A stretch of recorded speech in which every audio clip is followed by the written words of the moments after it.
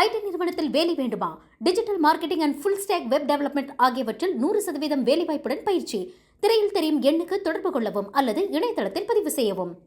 நீதிமன்ற தீர்ப்பால் பொன்முடியின் அமைச்சர் பதவி பறிபோயுள்ள நிலையில் உச்சநீதிமன்றத்தில் அவர் எப்போது மேல்முறையீடு செய்வார்? அடுத்த கட்ட நடவடிக்கைகள் குறித்து திமுகவின் மூத்த வழக்கறிஞர் NR இளங்கோவுடன் நமது செய்தியாளர் ராஜ்குமார் நடத்திய கலந்துரையாடலை பார்க்கலாம். இப்போ இந்த வழக்கில் நீங்கள் நேரில் ஆஜராகியிருந்தீங்க.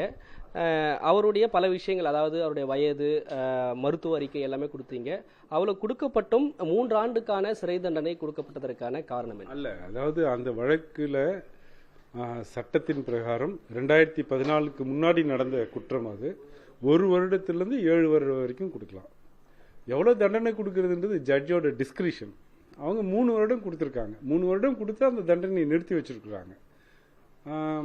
அதில் கருத்து சொல்கிறதுக்கு யாருக்கும் அதிகாரம் கிடையாது. அது டிஸ்கிரிப்ஷன் ஆஃப் தி ஜட்ஜ். அவங்க அந்த முடிவு எடுத்துருக்குறாங்க. இப்போ 30 நாட்கள் அவகாசம் கொடுத்துருக்காங்க. அடுத்து நீங்கள் உச்சநீதிமன்றம் போகிறதுக்காக சொல்லியிருக்கிறீங்க. உச்சநீதிமன்றத்தில் உங்களுக்கான சாதகமான விஷயங்கள் என்ன இருக்கும்? 30 நாளுக்குள்ள இதுலேருந்து விடுதலை ஆகிறதுக்கான வாய்ப்பு இருக்குமா? 30 நாளுக்குள்ள விடுதலை கிடையாது. அதாவது ஜாமீன் கொடுப்பாங்க உச்ச நீதிமன்றத்தில். நிச்சயமாக ஜாமீன் பெற்று விடுவோம். அதாவது இந்த 30 நாள் கொடுத்துருக்காரு இல்லையா, அது ரெகுலராக உச்ச நீதிமன்றத்தில் வழக்கு முடிகிற வரைக்கும் ஜாமீன் இருக்கும். வழக்கு எப்போ விசாரணைக்கு வரும் உச்ச நீதிமன்றத்தில் மட்டும்தான் கொஸ்டின். அதனால ஜாமீனில் இருப்பார் அவர். வழக்கு உச்ச நீதிமன்றத்தில் எப்போ விசாரணைக்கு வருதோ அப்போ இறுதி தீர்ப்பு வரும். இப்போ இந்த வழக்கில் பொறுத்த வரைக்கும் மக்கள் பிரதிநிதித்துவ சட்டத்தின் அடிப்படையில் அவருடைய பொறுப்பை பதவியிழப்பு ஆயிருக்கார் அமைச்சராக இருந்து.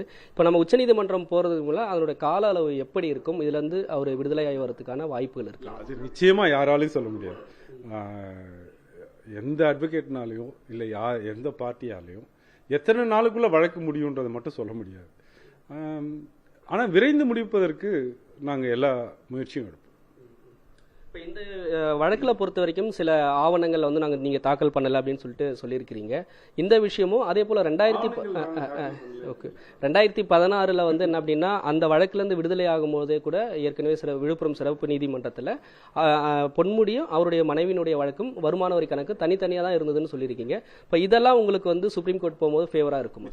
நிச்சயமா அந்த வழக்கில் புலன் விசாரணை அதிகாரியுடைய சாட்சியத்திலிருந்து, வருமான வரி அதிகாரிகள் சாட்சியத்திலிருந்து, வங்கி அதிகாரிகளுடைய சாட்சியத்திலிருந்து எல்லாமே திரு பொன்முடி அவர்களுக்கு சாதகமான சாட்சிகள் தான்.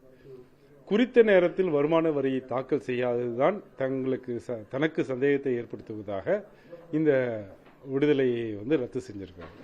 நாங்கள் நிச்சயமா உச்சநீதிமன்றத்தில் புரட்சியா திமுகவுக்கு சட்ட ரீதியான நெருக்கடிகள் அதிகமாக வந்துட்டு இருக்குன்னு பார்க்கலாமா இந்த வழக்கினுடைய தீர்ப்புக்கு அப்புறம்? சட்டப்படியான நெருக்கடிகள் வரும். அது எல்லா இயக்கத்துக்கும் வரும், எல்லா கட்சிக்கும் வரும். அது பொது வாழ்க்கையில் இருக்கும்போது இதெல்லாம் நடக்கிறது ரொம்ப சாதாரணமான விஷயங்கள் தான். பொய்யான குற்றச்சாட்டுகளில்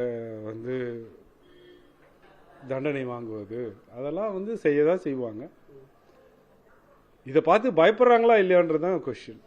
திராவிட முன்னேற்ற கழகம் இதுக்கெல்லாம் எப்பவுமே பயப்படாது. நாங்கள் நிச்சயமாக வென்று வெளியே வரோம். இந்த வழக்கு பொறுத்தவரை அடுத்த கட்டமாக உச்சநீதிமன்றம் கொண்டு செல்வதற்கான வாய்ப்புகளும் அதில் சாதகமான சூழல் தங்களுக்கு ஏற்படும் என்று தெரிவித்திருக்கார். புதிய தலைமுறைக்காக ஒளிப்பதிவாளர் தினேஷுடன் செய்தியாளர் ராஜ்குமார். ஐடி நிறுவனத்தில் வேலை வேண்டுமா? Digital marketing and full stack web development ஆகியவற்றில் 100% வேலைவாய்ப்புடன் பயிற்சி. திரையில் தெரியும் எண்ணுக்கு தொடர்பு கொள்ளவும் அல்லது இணையதளத்தில் பதிவு செய்யவும்.